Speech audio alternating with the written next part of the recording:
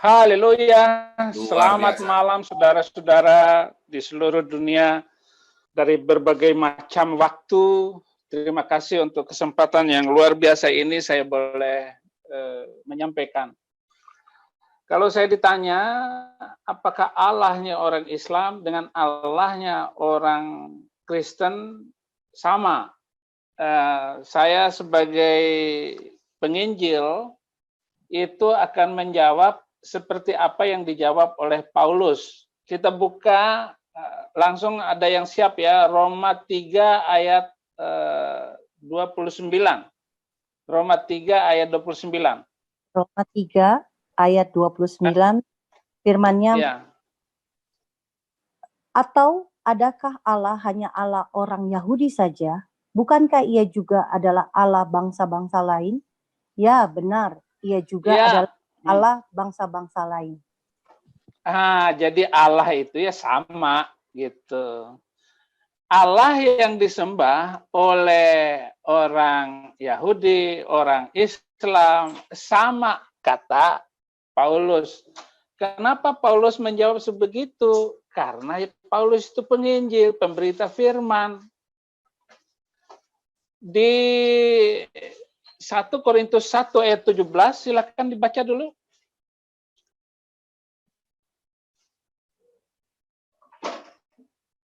1 Korintus 1 ayat 17, demikian firman-Nya, sebab Kristus mengutus aku bukan untuk membaptis, tetapi untuk memberitakan Injil, dan itu pun bukan dengan hikmat perkataan, supaya salib Kristus jangan menjadi sia-sia.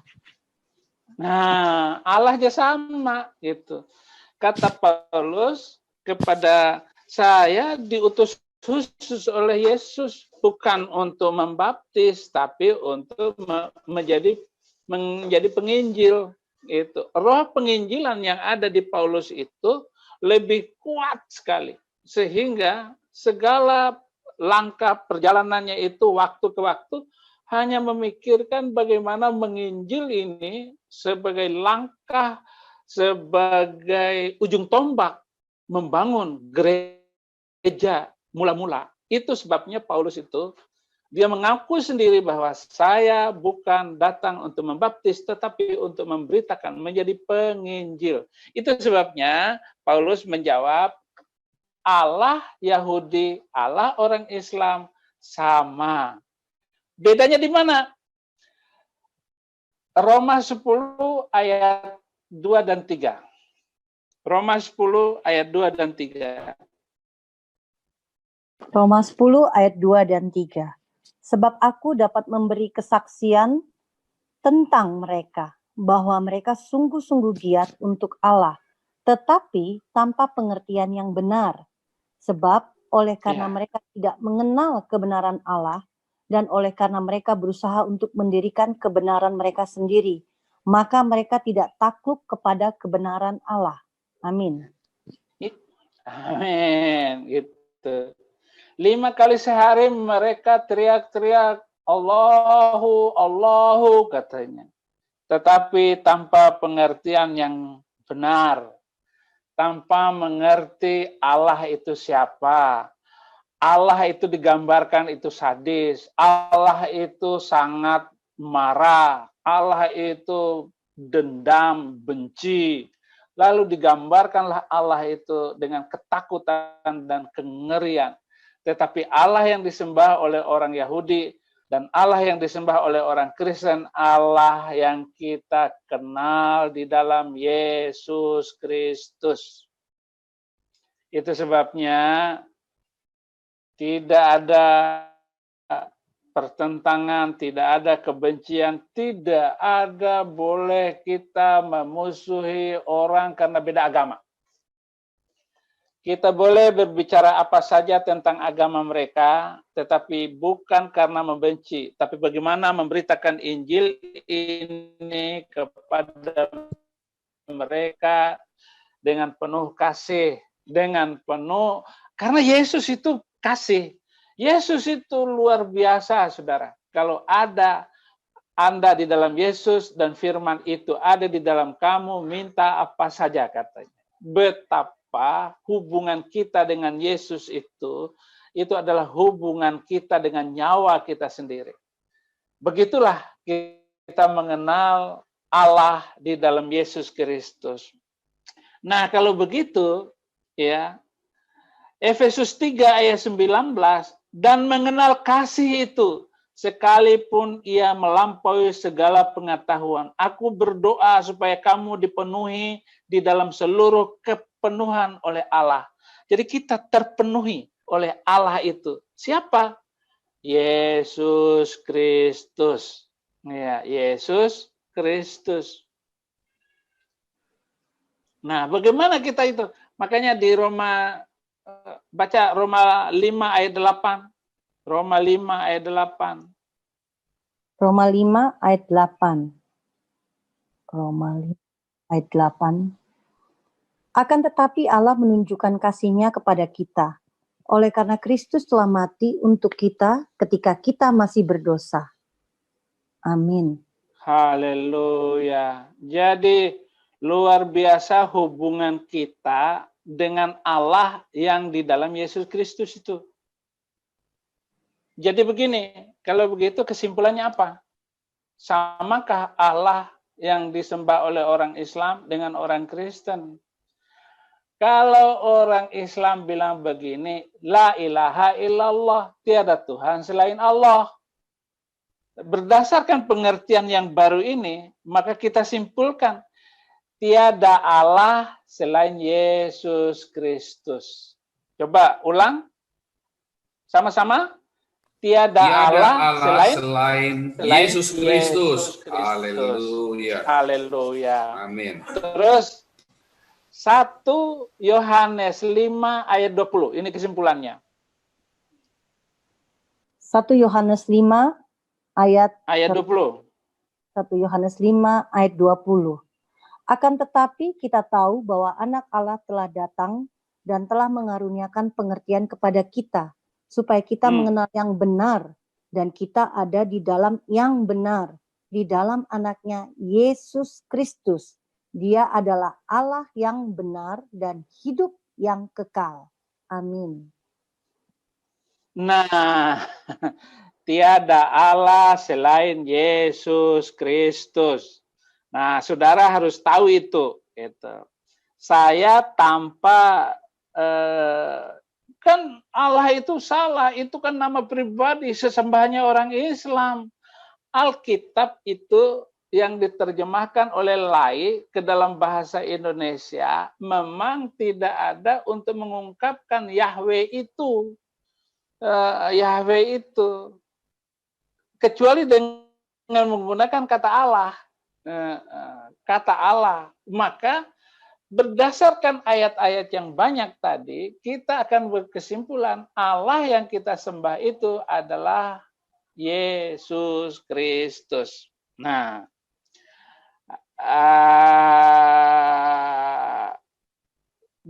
saya lupa di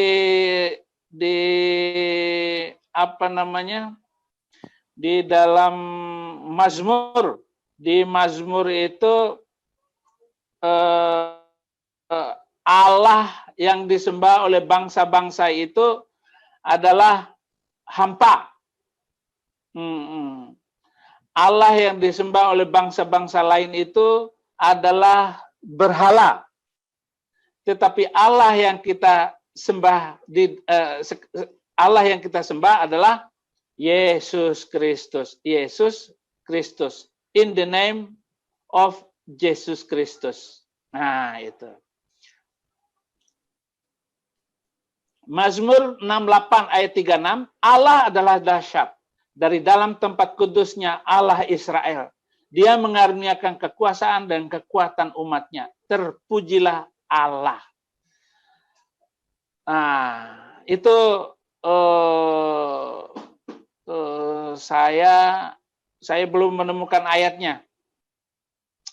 Ada yang bisa membantu saya? Yang mana, Pak? Tolong bacakan dulu ayat 6, ulangan 6 ayat 14. Ulangan 6. Ulangan 6 ayat 14. Ulangan 6 ayat 14. Nanti saya bacakan Mazmur 96 ayat 5. Iya. Ulangan 6 ayat 14. Janganlah kamu mengikuti Allah lain dari antara Allah bangsa-bangsa sekelilingmu. Amin. Ya. Ya, sekarang Jadi, Mazmur 96 ayat 5, Abi.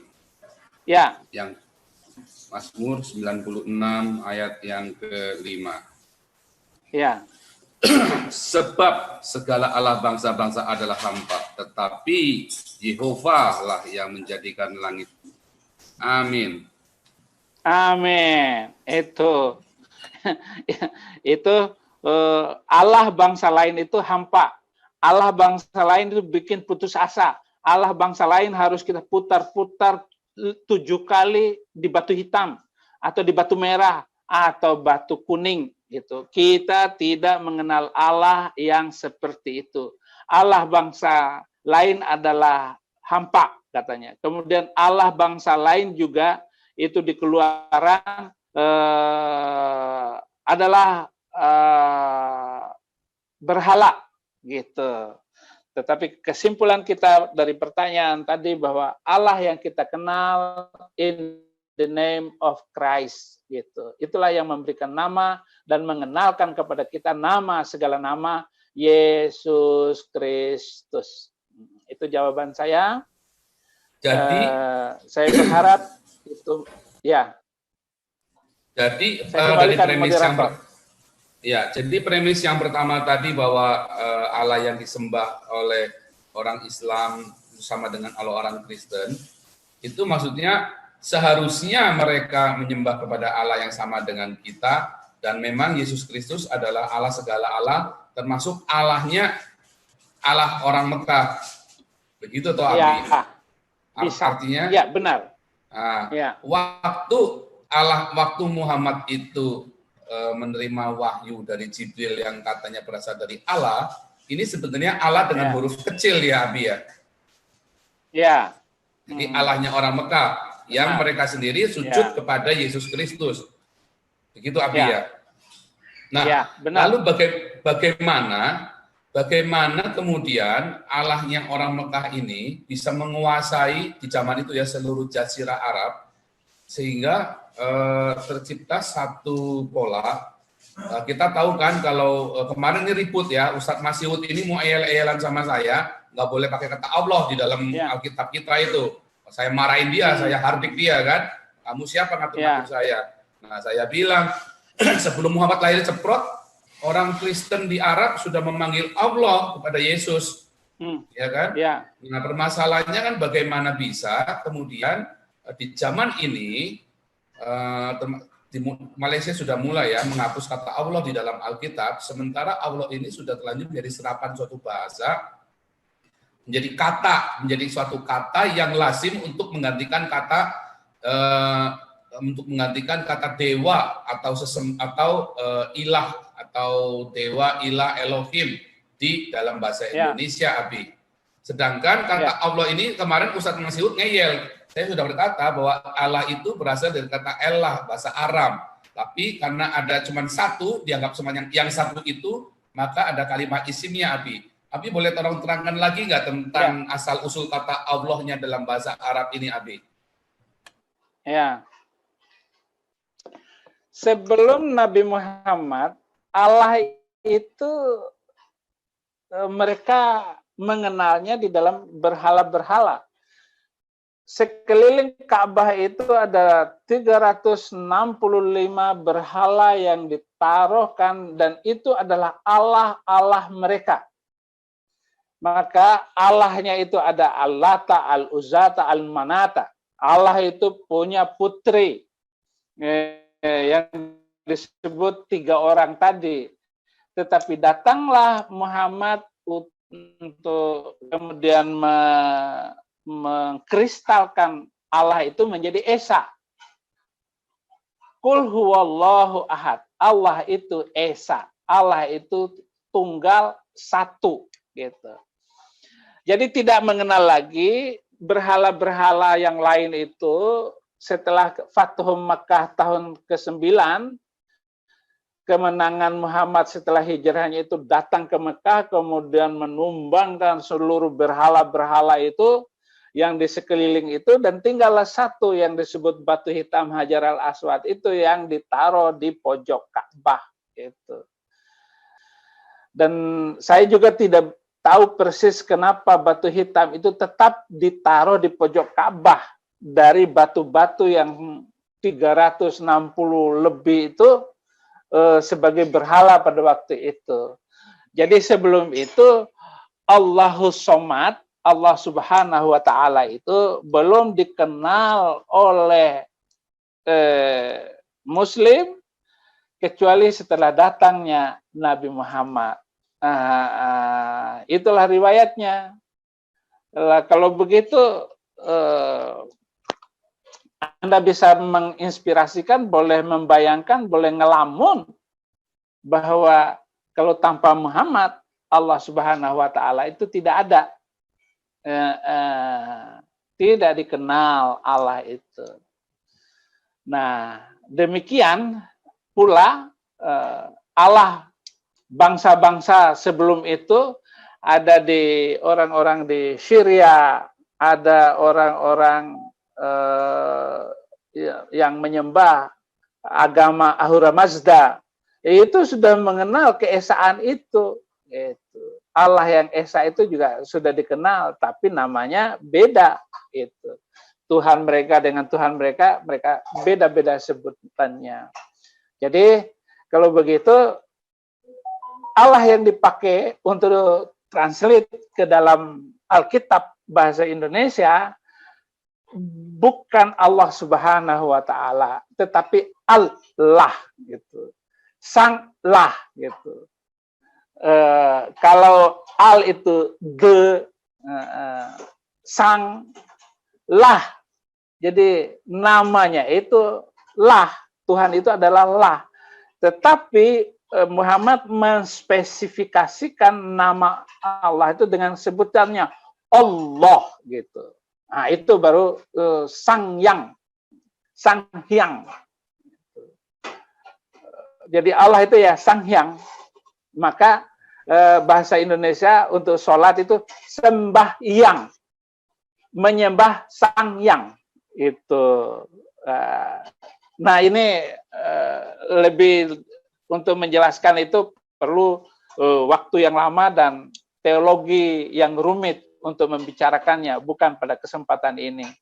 Demikian moderator. Tetapi intinya memang dari al-ilah itu tadi benar berarti Abi ya. Seperti guru ngaji saya dulu ngajarkan itu kalimat isim, de dan sang itu tadi ya. Al-ilah itu ya, tadi itu ya.